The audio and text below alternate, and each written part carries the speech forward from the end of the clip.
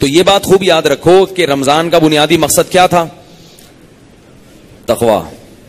اور تقوی کہتے ہیں حرام خواہشات سے بچنا، اللہ کے حکام کو پورا کرنا. تو ہم میں سے ہر شخص کی ذمہ داری ہے وہ یہ دیکھے کہ رمضان میں میرے اندر کتنا تقوی پیدا ہوا ہے. بعض ایسے ہوتے ہیں خوش قسمت جو رمضان میں سارے گناہوں کو چھوڑ دیتے ہیں، بالکل یو ٹرن لے لیتے ہیں،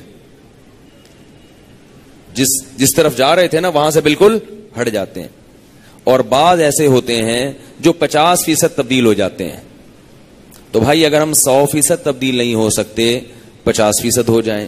50% مشکل ہے، 25% ہو جائیں، 10% ہو جائیں، 5% ہو جائیں، 1% ہو جائیں. پتہ کیسے چلے گا کہ 1% تبدیلی آ گئی ہے؟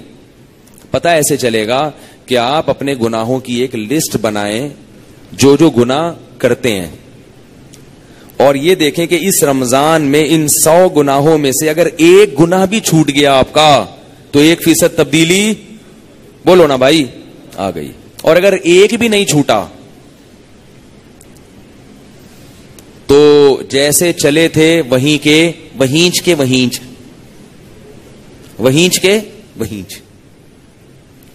کوئی فائدہ رمضان کا نہیں ہوا. ثواب مل گیا، روزے کا بھی مل گیا. یہ ان لوگوں کے لیے جو روزے رکھ رہے ہیں، نمازیں پڑھ رہے ہیں. جو رکھ ہی نہیں رہے ان سے تو میں بحث ہی نہیں کر رہا ابھی، کیونکہ وہ تو تقویٰ چاہتے ہی نہیں. تقویٰ چاہتے تو روزہ تو رکھتے کم از کم.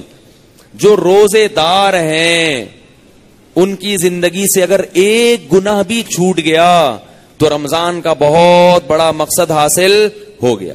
اگر آپ بد نظری کے عادی ہو، شراب کے عادی ہو، اللہ نہ کرے زنا کے عادی ہو، ماں باپ کی نافرمانی کے عادی ہو، نماز قضا کرنے کے عادی ہو، ایک گناہ تو کم از کم چھوڑ دو بھائی.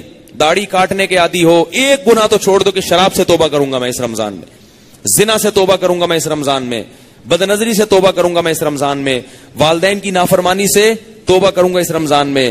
کچھ نہیں ہوتا، 5 وقت نماز کی پابندی اب سے شروع کر دوں گا میں. ایک گناہ تو چھوڑے کم از کم. ہمارے ہاں پورا رمضان گزر جاتا ہے، کوئی ایک گناہ بھی ہماری زندگی سے نہیں نکلتا، پھر تو کوئی فائدہ نہیں ہے بھائی.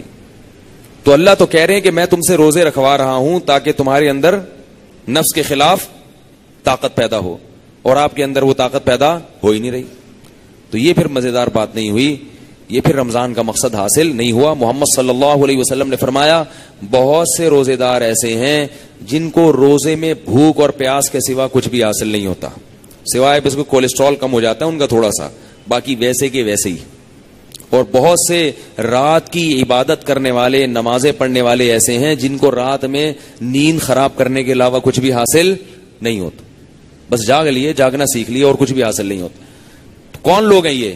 جو گناہ نہیں چھوڑتے اور گناہ چھوڑنے کی فکر بھی نہیں کرتے. اگر گناہ نہیں چھوٹ رہا کم از کم فکر کرنا شروع کر دے تو یہ بھی ایک اسٹیپ ہے.